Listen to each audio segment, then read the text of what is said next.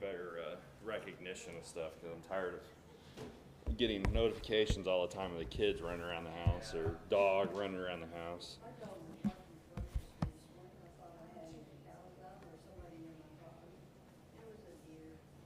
It was a deer. Our alarm system is not very accurate either. It's the mailman or UPS. Yeah. Yeah, I usually, if I'm not looked at my phone, it's usually 400 and some notifications in one day because of the dog or the kids. He's like, why are they off? I'm like, because the kids only use the camera door. You have 5 doors. Why not? Yeah. All right. This morning we are in Acts chapter 19, finishing up the chapter there.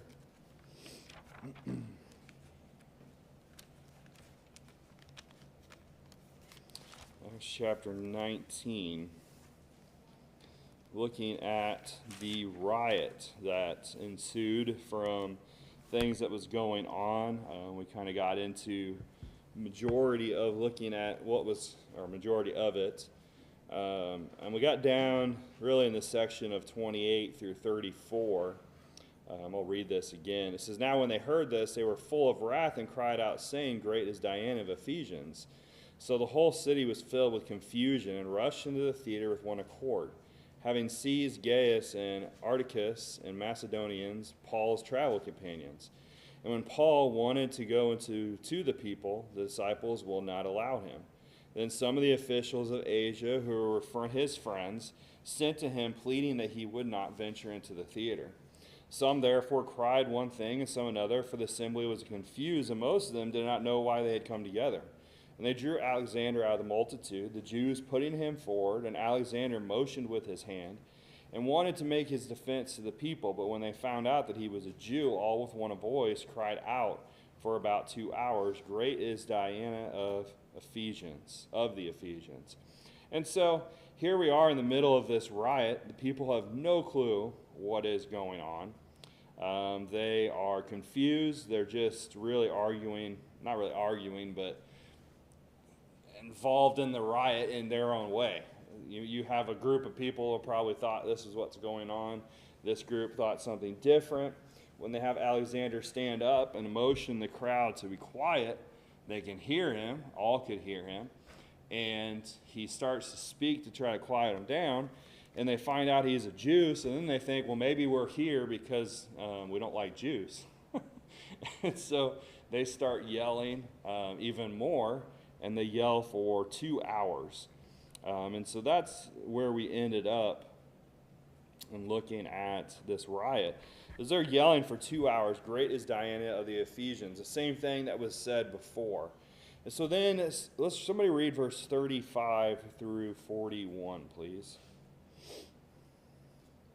When the city clerk had quieted the crowd, he said, "Men of Ephesus, what man is there who does not know that the city of Ephesus is temple guardian of the great goddess Diana, and of the image which fell down from Zeus? Therefore, since these things cannot be denied, you ought to be quiet and do nothing rashly.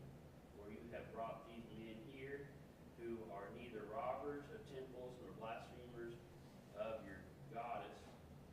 Therefore, if Demetrius and his fellow craftsmen have a case against anyone, the courts are open, and there are proconsuls. Let them bring charges against one another.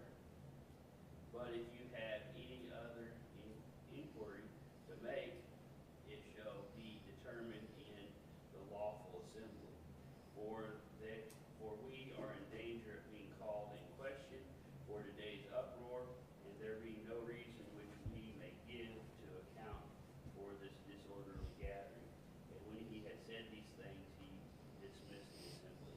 All right, so Alexander was not able to quiet the crowd and to get their attention, but the city clerk was able to. And so this city clerk is known to be a native official. And so he is not Roman. He would be someone that is from this area who was given some type of official position in the city. this would have been the highest official in the city who would be responsible.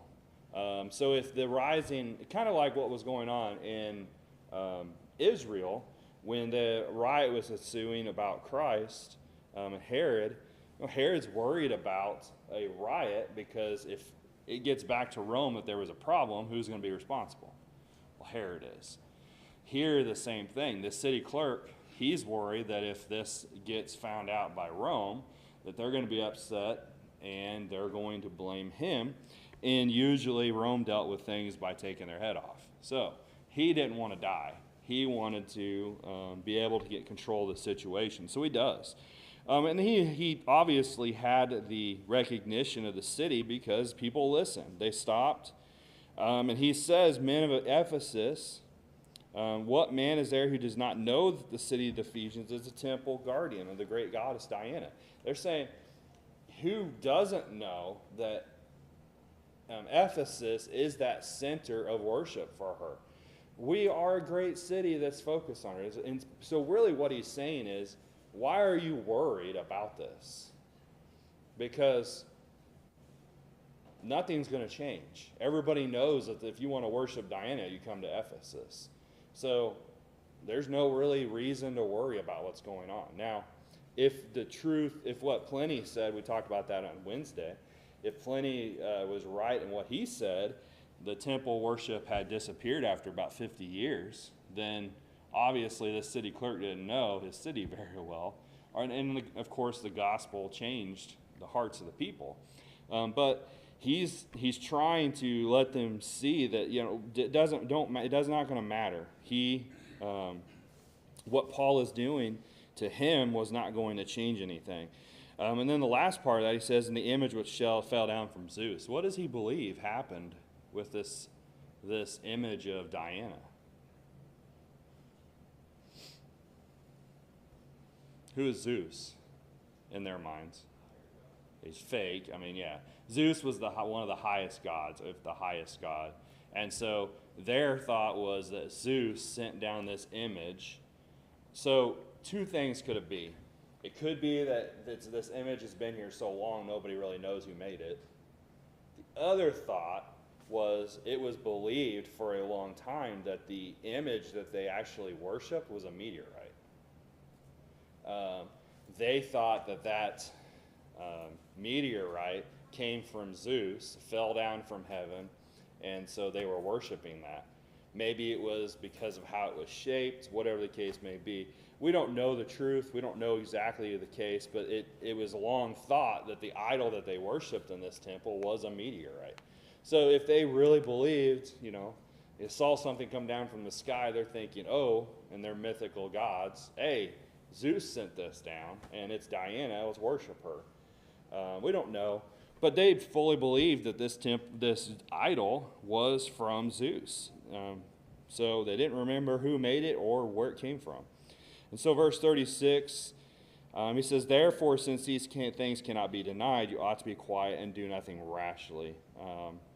He said, basically, is that these things are fact. There's nothing going to change this worship of Diana in this city.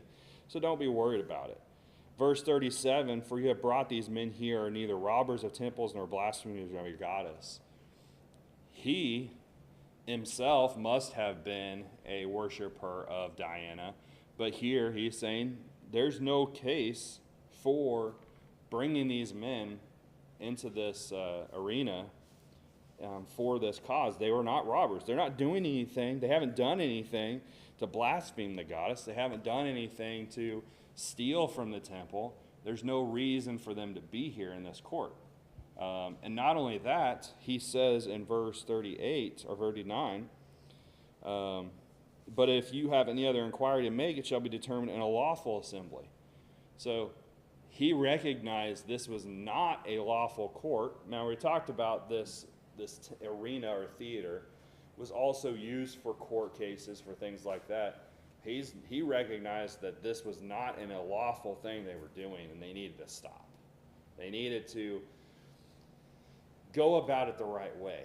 If Paul and his companions really was doing something that was against the law, they needed to go through the proper channels and have an actual court setting instead of what is going on here, because it was a riot, and he knew that it was a riot. So verse 40 says, "For we are in danger of being called in question for today's uproar." And so he calls it a disorderly gathering, the last part of verse 40. And so verse 41, when he had said these things, he dismissed the assembly. And so you can imagine what could have happened. If he had not stood up and done this, what could have happened to Paul's companions? More than likely, they probably lost their life. You get the whole city there. Now, does that include the Christians that were converted of Christianity? More than likely. They probably were there trying to defend their friends. They were probably there to see what would happen. So there could be some arguing going on. But you get enough people together, they're going to do what they want to do no matter what anybody thinks. And so it was good that this leader, the city clerk, was able to stand up and stop what was trying to happen. And so the riot ends, and when we get to chapter 20, I believe that they were very happy to know that it ended the way it did. But Paul's recognizing it's time for him to move on, and we'll see that in chapter 20. Any questions on 19? Verse 39 says, settled in the lawful assembly. But the actual word is regular ecclesia. Mm-hmm. Assembly is the same word. Yeah, it is. And not about just a gathering, a lawful proceedings, Gathering the people. Mm-hmm. Yeah. That's interesting. It is, yeah. We've seen that word ecclesia used several times in relation to in a gathering of this. And so, yeah, here they were not lawful in what they were doing in their gathering. They needed to have a true assembly. All right, anything else? All right, chapter 20. Gail, you want to pass these out, please?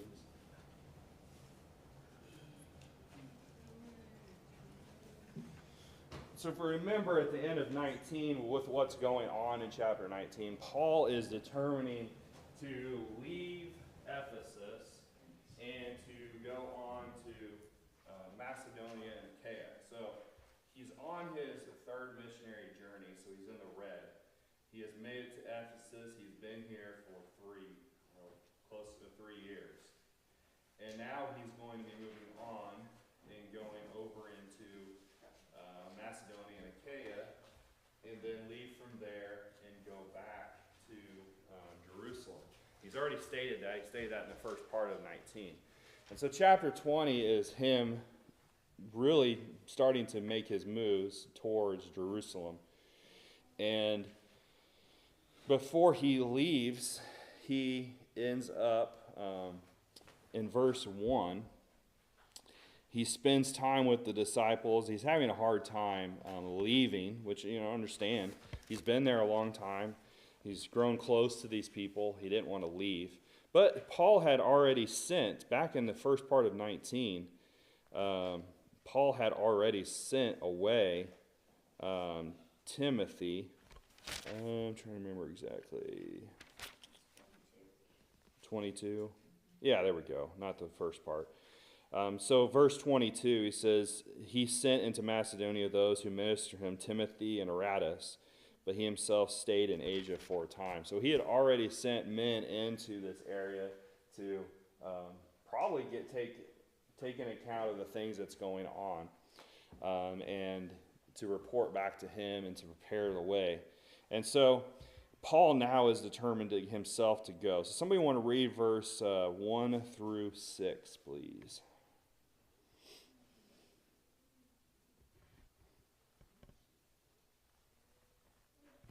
After the uproar had ceased, Paul called the disciples to himself, embraced them, and departed to go to Macedonia. Now when he had gone over that region and encouraged them with many words, he came to Greece, and stayed 3 months. And when the Jews plotted against him as he was about to sail to Syria, he decided to return through Macedonia. Okay, Caleb, that's your verse. And so Pater of Berea accompanied him to Asia, also Aristarchus and Syntychus of the Thessalonians, and Gaius of Derbe, and Timothy, and I don't know how to say it in my head, is there, and Trophimus of Asia. Okay. These men going ahead waited for us at Troas, but we sailed away from Philippi with the days of unleavened bread, and in 5 days joined them at Troas, where we stayed 7 days. All right, so several names there. They're fun to pronounce for sure. And so Paul now is, because of when the uproar had ceased, Paul called the disciples himself together. They embraced and he departed. And so, I'm sure there was a lot of prayers and thanksgiving for them not being harmed before he leaves Ephesus. But Paul now goes into Macedonia. And then verse 2 says, when he had gone over the region, he encouraged them with many words. He came to Greece and stayed there 3 months. And so down into the area of Corinth, in that area there. And when the Jews plotted against him as he was about to sail to Syria, he decided to return to Macedonia. And so Paul sets his sights to the area, really that had persecuted him. How much persecution did Paul deal with when he was in Thessalonica and Berea, in that area of Macedonia? Quite a bit. And he was chased out of those areas. He had to flee and go down to Athens and wait, if you remember back a couple chapters ago, and wait in Athens for his companions. And then he went into Corinth and spent quite a bit of time there. But here, Paul is dealing with trouble. Somebody read 2 Corinthians 7, 5 through 9. I've kind of got my verses here. I'm going to do them different in my notes. 2 Corinthians 7, 5 through 9.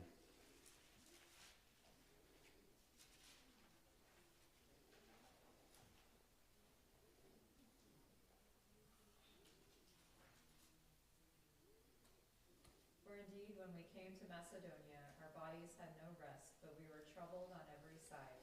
Outside were conflicts, inside were fears. Nevertheless, God, who comforts the downcast, comforted us by the coming of Titus, not only by his coming, but also by the consolation with which he was comforted in you, when he told us of your earnest desire, your mourning, your zeal for me, so that I rejoiced even more. For even if I made you sorry with my letter, I do not regret it, though I did regret it, for I perceive that the same epistle made you sorry, though only for a while. Now I rejoice, not that you were made sorry, but that your sorrow led to repentance. For you were made sorry in a godly manner, that you might suffer loss from us in nothing. All right, so in 2 Corinthians 7, we're told here that Paul went into Macedonia. So he's writing about this time that he went into Macedonia from Ephesus. And he's writing to say, first thing that we got into Macedonia, we didn't have any rest. They wouldn't leave us alone. They were persecuting us everywhere we went. And not only that, there was a lot of fear. And somebody read or go back to 2 Corinthians chapter 2 and look at verse 12 through 13.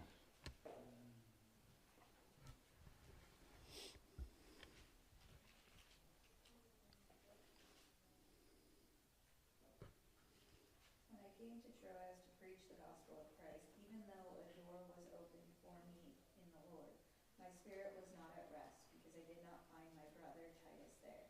So I took leave of them and went on to Macedonia. Okay, so I probably should have read this one first, should have followed my notes. But Paul is talking about going into Troas, and he says that when he went there, that he had a door open to him, but he was troubled. Why? Couldn't find Titus. He was waiting for Titus. He thought Titus would be there. Well, we find out that Titus was in Corinth. Titus had went to Corinth. Titus probably took the first letter to Corinth. So the first Corinthians to Corinth, and had spent time there, and he was going to be coming back and reporting to Paul of what had happened. Well, what was one of the things that happened between 1 Corinthians and 2 Corinthians that Paul had to deal with? specifically 1 Corinthians chapter 6, or chapter 5. Paul dealt with, let me make sure, I think it's chapter 5. Yeah, chapter 5. In chapter 5, they had a man who was involved with his mother, his father's wife, could have been his mother, and they were fine with it. And so Paul told them they needed to withdraw from this person. They needed to repent. They did not need to accept what he was doing. And, other problems of the main focus of 1 Corinthians is of their bickering and fighting and their division that they had. So you can imagine Paul sends this letter to them, and he's worried about how they're going to receive it. And so he's troubled. He goes to Troas. He's expecting to see Titus and to be able to be told of how the Corinthians had received it, and if they had changed their minds. And as Tara read in 2 Corinthians chapter 7, verse 5 through 9, when he finally met up with Titus, what did Titus tell him?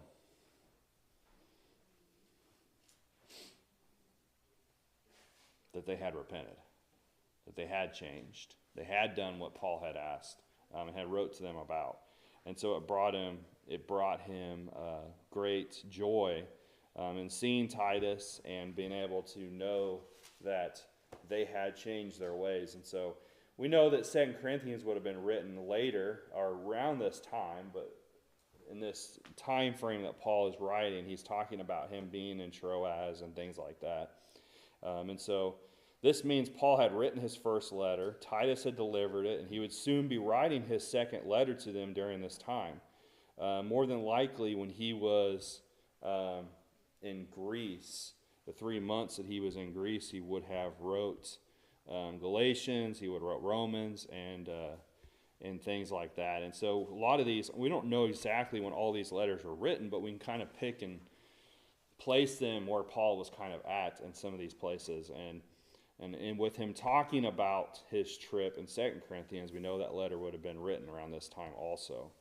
And so we know that when he went in Macedonia, Luke doesn't expound upon what had happened, but he was persecuted, he was chased, he was troubled by the things that was going on, and he was hoping to be encouraged by the news that Titus had. And even when he got to Troas, he still had to wait, and a door opened to him, and he had a hard time teaching because he was troubled. And what does that tell us about Paul? What does that tell us about Paul if he's troubled, if he's dealing with, I guess I'll just answer it, he's dealing with the same kind of things that we deal with. Just being discouraged, being human. He's human. He's doing a lot of great work, but sometimes we don't think about the fact of the toll that it put upon him. Luke doesn't record what he's going through in that sense, but Paul later writes about these accounts, and he says, this is what I was thinking. This is what was going on in my mind. I was troubled by the things that was going on. I was, in a sense, discouraged, and even when a door was open, I had a hard time. He needed that encouragement, and Titus was that one person that could help give him that encouragement with the news from Corinth. And so these men waited for him in Troas, verse 5, and it says verse 4 talks about several people who was with Paul. Somebody read Romans 15, verse 26 through 27.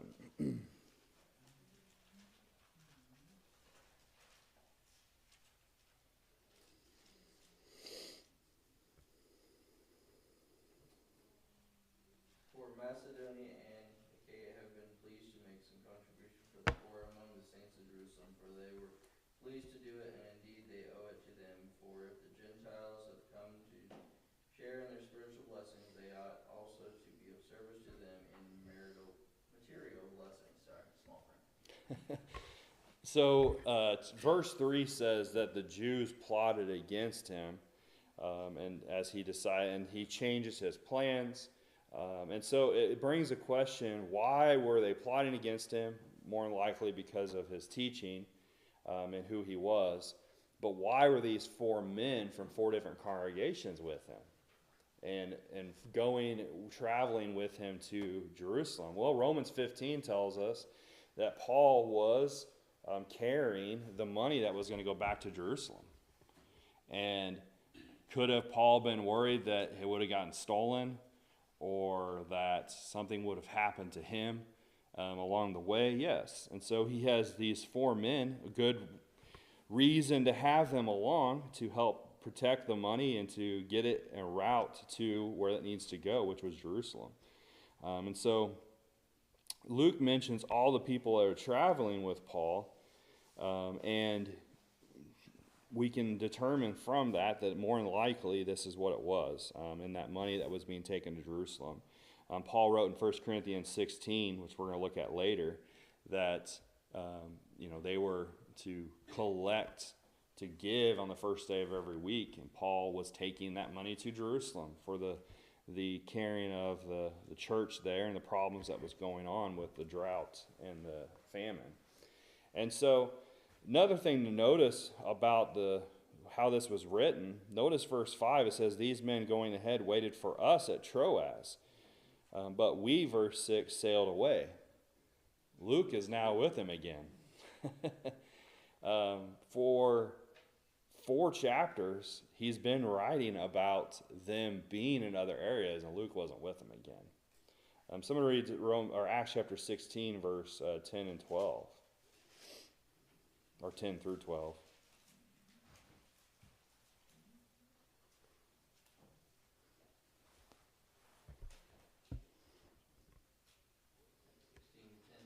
Mm-hmm. And when Paul had seen the vision, immediately we sought to go into Macedonia, concluding that God had called us to preach the gospel to them.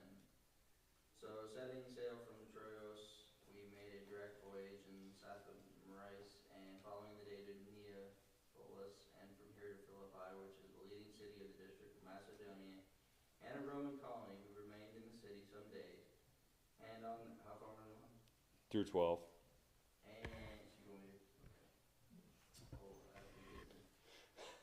From there.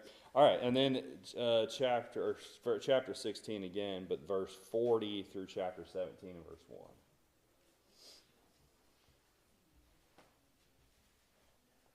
And they went out of the prison and entered the house of Lydia, and when they saw the brethren, they encouraged them and departed.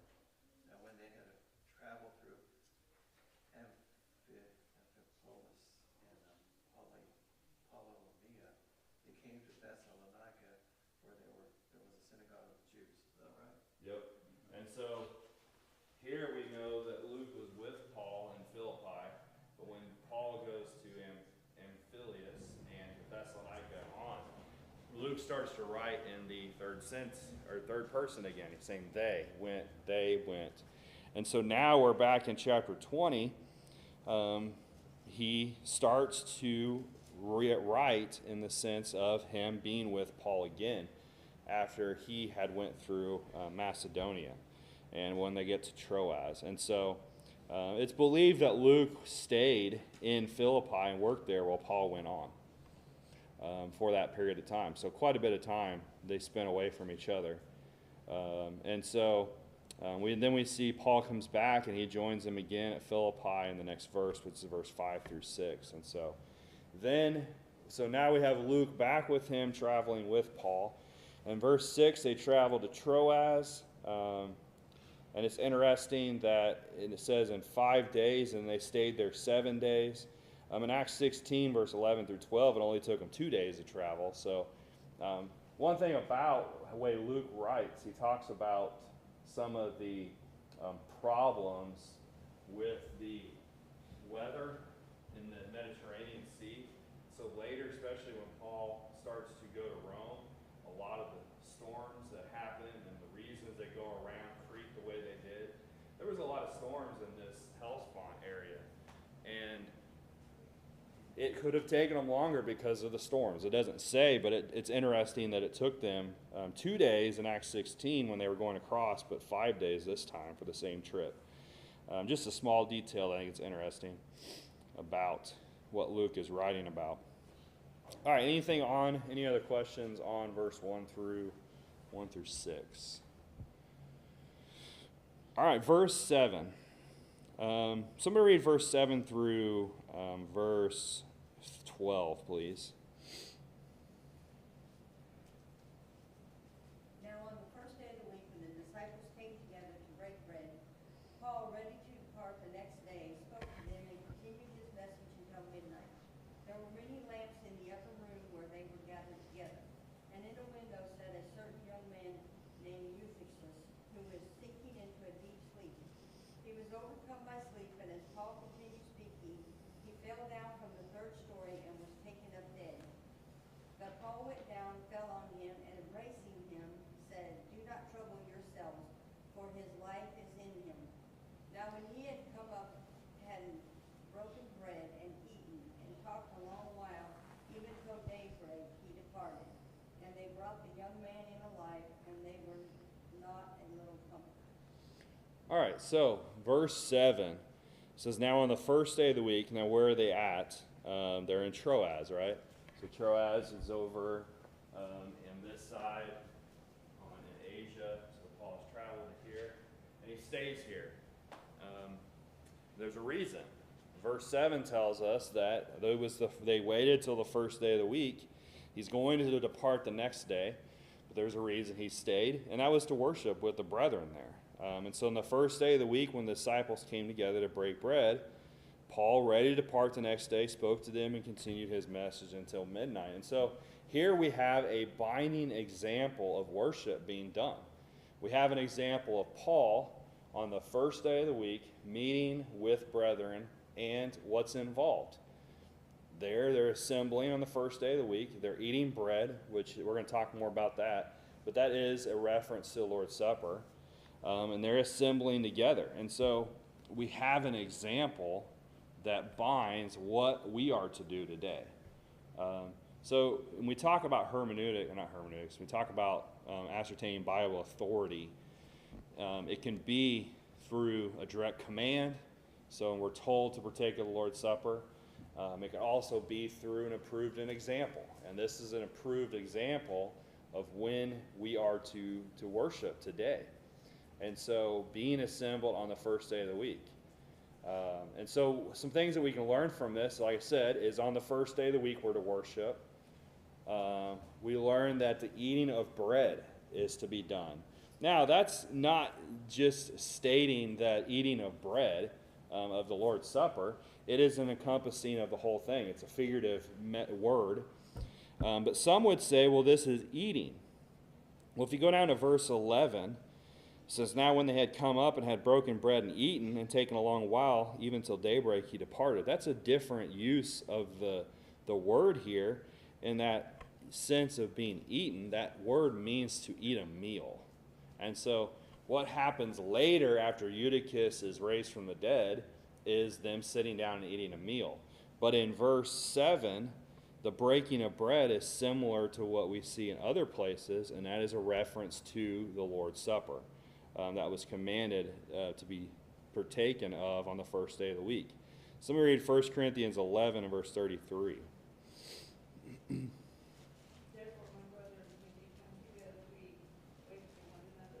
Okay, and so here, you continue to read in 1 Corinthians 11, it's a reference to to the Lord's Supper, and that's supposed to be done on the first day of the week. And so we know from this example that we're supposed to be on the first day of the week.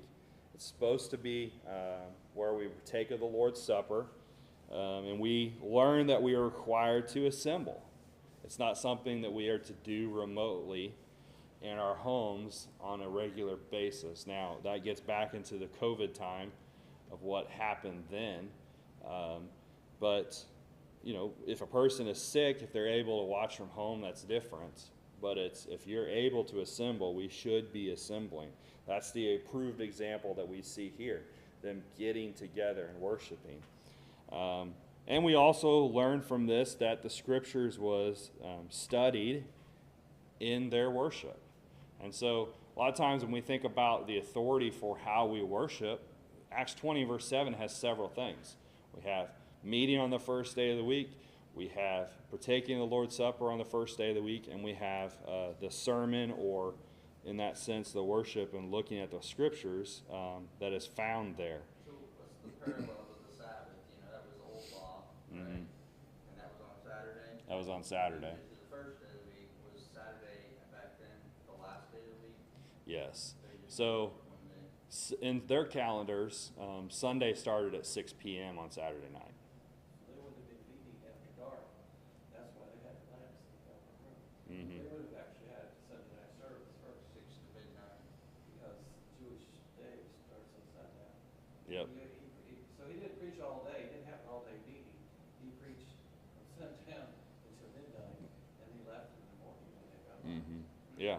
And it's believed that it was after the Sabbath, so it could have been Saturday night at 6 p.m. when they met, and that was Sunday in the Jewish calendar. But that also could have included the meal. Yeah, later there was a So there meal. was, I don't know. They had breakfast in a sense later, because that's what happened. But yeah, that would have been in the morning before Paul left. But yeah, and so when we look at Sunday, somebody read Revelation 1 and verse 10. We're about out of time. We'll pick up here more next Sunday and looking at this. I was in the Spirit on the Lord's day, and I heard behind me a loud voice as a trumpet. Okay, it's interesting because here that John is writing about the Lord's day, and he's saying it's a specific day.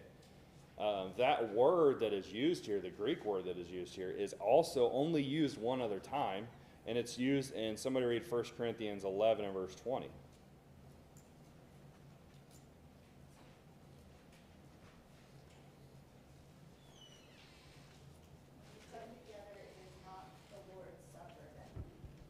Yeah, the Lord's Supper that's used there is translated the same word that's used in Revelation 1 verse 10. And so the Lord's Day. And so what would be that Lord's Day? Well, what was the day that Jesus rose from the dead? Sunday, the first day of the week, in Matthew chapter 28 verse 1. And so we can see that there's a lot of reference to the first day of the week, a lot of reference in relation to Christ being that first day of the week. So it makes sense that that's the Lord's Day. That's the day that we are to meet, and Sunday being that first day of the week. And so, you know, as I said, the Jewish calendar started at 6 p.m. What does our calendar show should be the first day? Midnight.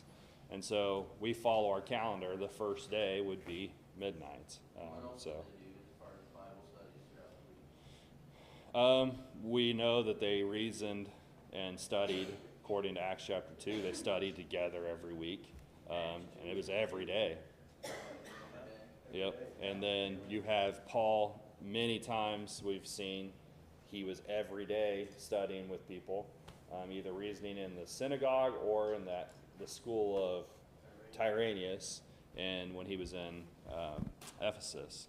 So there was usually more than just that assembly on Sunday, but the focus on Sunday was to be the day that they worshiped God.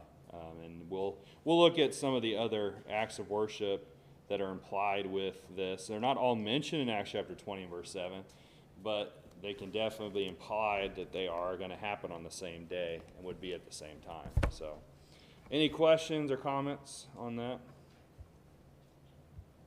All right, we'll pick up next week on that passage.